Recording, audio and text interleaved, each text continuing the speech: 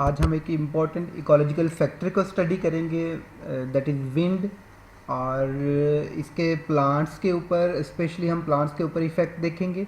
इनमें से कुछ पॉजिटिव इम्पैक्ट्स होंगे इसके और कुछ नेगेटिव इम्पैक्ट्स होंगे, और इनको जो वो डिटेल फर्दर स्लाइड्स में हम डिस्कस करेंगे। Wind, air is in motion is called wind.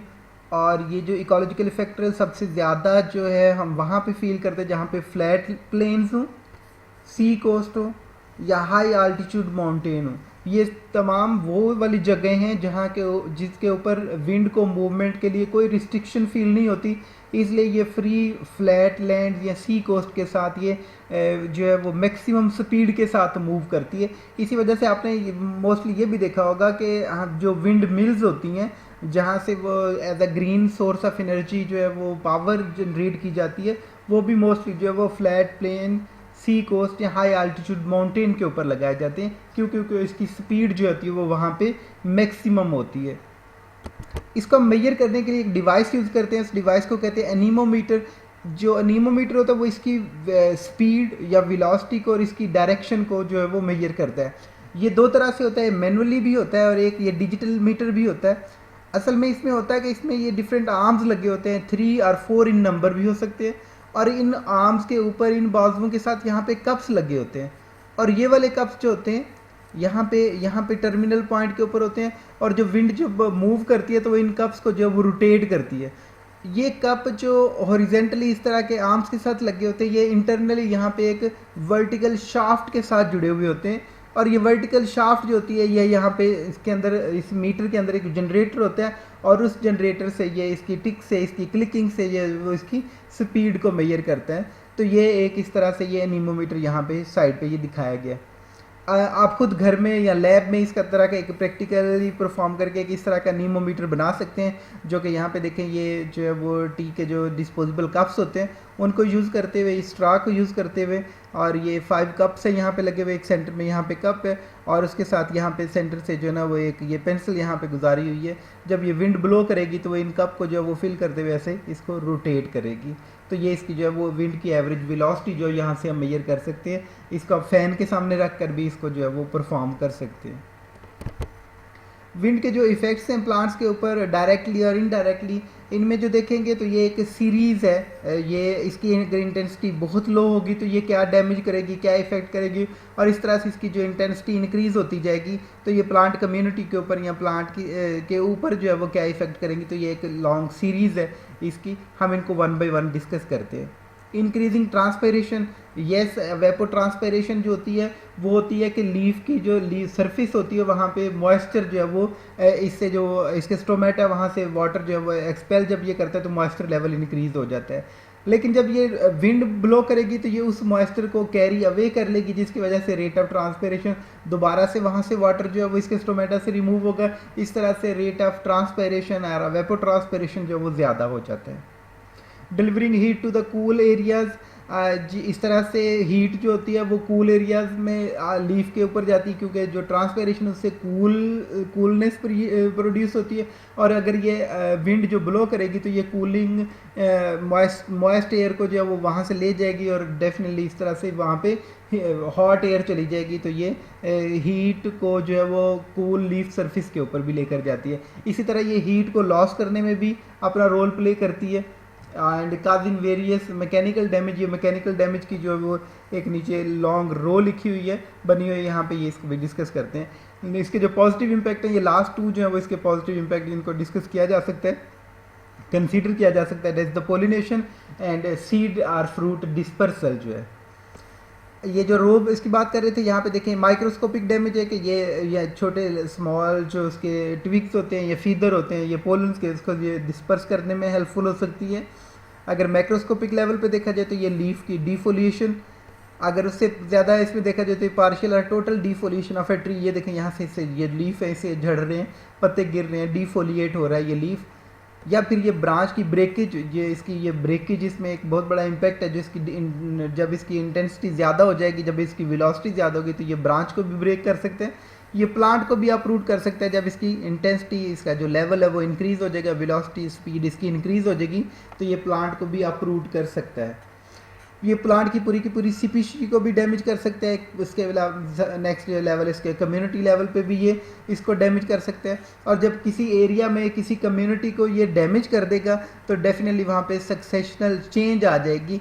या फिर इसकी वजह से अगर ये यहाँ पे देखें, ये माइक्रोस्कोपिक लेवल पे इसके जो सीड जो है मूव करते हुए एक नए एरिया पे चला जाएंगे, तो किसी भी जगह पे किसी भी हैबिटेट में अगर किसी कम्युनिटी का एडिशन हो जाएगा, किसी स्पीशी की डिलीशन या एडिशन हो जाएगी, तो इसको सक्सेशनल चेंज कहते हैं। किसी स्पीशी का नया का आ जाना या वहाँ से स्पीशी का ख़त्म हो जाना, इसको सक्सेशनल चेंज कहते हैं। तो ये अल्टीमेटली एक सक्सेशनल चेंज जो है वो ब्रिंग करने में हेल्पफुल होती है। इसके जो इफेक्ट है उनको फर्दर डिटेल में 1 बाय 1 देखते हैं। CO2 रिप्लेनिशमेंट, यहाँ पे देखेंगे C3 और C4 प्लांट ये राइट कॉर्नर में दिखाए गए हैं। यहाँ पे ये C3 या C4 प्लांट होते हैं, इनमें से ये ऑक्सीजन और वाटर ऐसे बाहर एक्सपेल होता है और ये कार्बन डाइऑक्साइड यहाँ से ये मीजोफिल सेल के अंदर आता है। इसमें ये C4 प्लांट में देखेंगे मीजोफिल सेल में, और ये बंडल शीट सेल ये नीचे बाद में इसके अंदर जाएगा। तो इसमें होता क्या, जब इसमें CO2 ऐसे यहाँ पे इसके अंदर आ रही है, तब क्या करेगी, विंड रिमूव कर देगी वहाँ से, जो स्टिल लेयर है उसको ये रिमूव कर देगी। तो डेफिनेटली ये वाटर को, ऑक्सीजन को और कार्बन डाइऑक्साइड को जो डिस्पर्शन है या डिफ्यूजन है अराउंड द लीफ सरफेस, उसको जो मिसप्लेस करने में और उसको चेंज करने में ये हेल्पफुल होती है। कूलिंग इफेक्ट काज करती है। विंड की वजह से जो हीट है वो डेसिपेट होगी, हीट लॉस्ट होगी, जिसकी वजह से जो है वो कूलिंग इफेक्ट काज होगा। और ये this effect is determined cold region में, जहाँ पे कूलिंग नहीं होनी चाहिए। अगर इसी तरह से ये कूलिंग काज करेगा तो जो पहले से कूलिंग रीजन वाले, कोल्ड रीजन वाले प्लांट है, उनमें ये फिजियोलॉजिकल एक्टिविटी जो प्लांट की है वो लिमिट हो जाएंगी।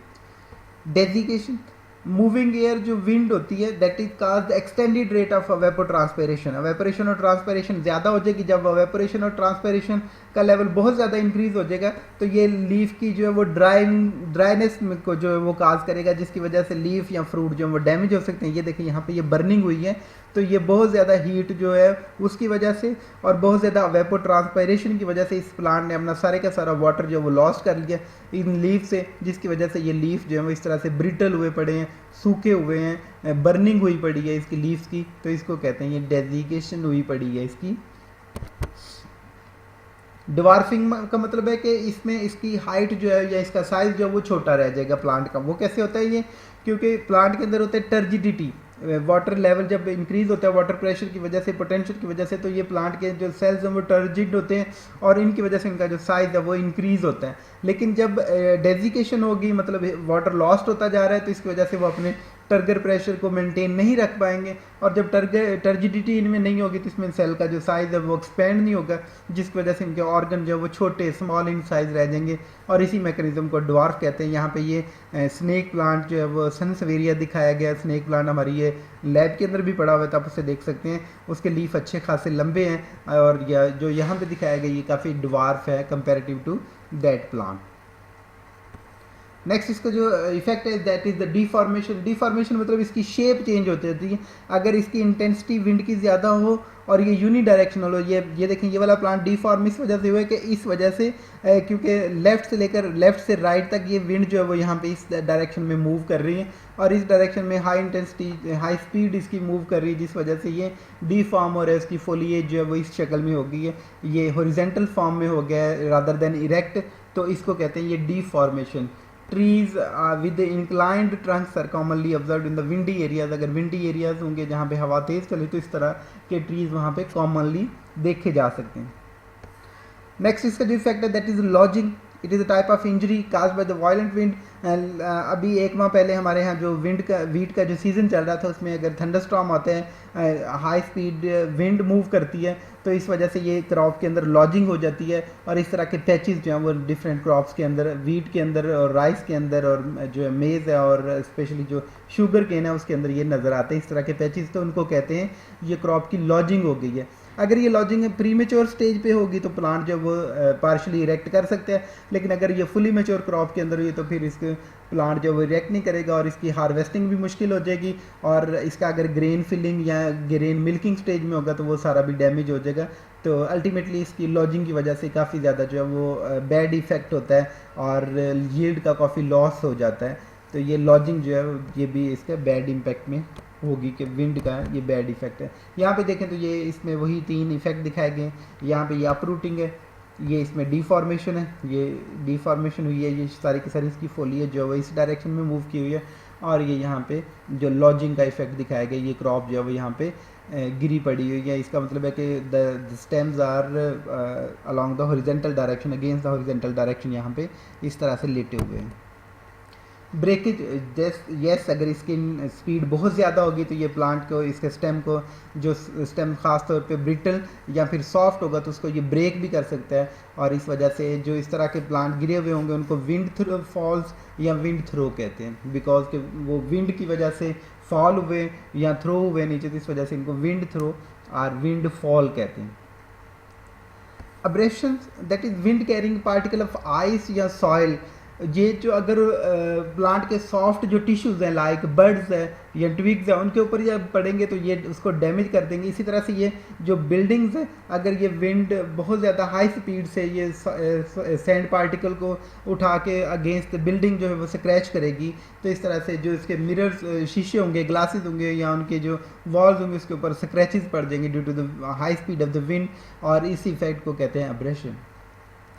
जो पॉजिटिव इम्फेक्ट है उनमें से 2 हैं हमारे पास, उनमें एक है anemophily, that is the wind pollination, pollination caused by the wind. ये विंड की वजह से जो पोलिनेशन होगी उसके लिए ज़रूरी है कि प्लांट के जो पोलन्स हैं वो स्मॉल इन साइज़ और साथ के इसमें कुछ जो विंग्स और फीदर लाइक स्ट्रक्चर हों जिसकी वजह से ये पोलन उड़ कर जो है वो स्टिग्मा तक जाएंगे।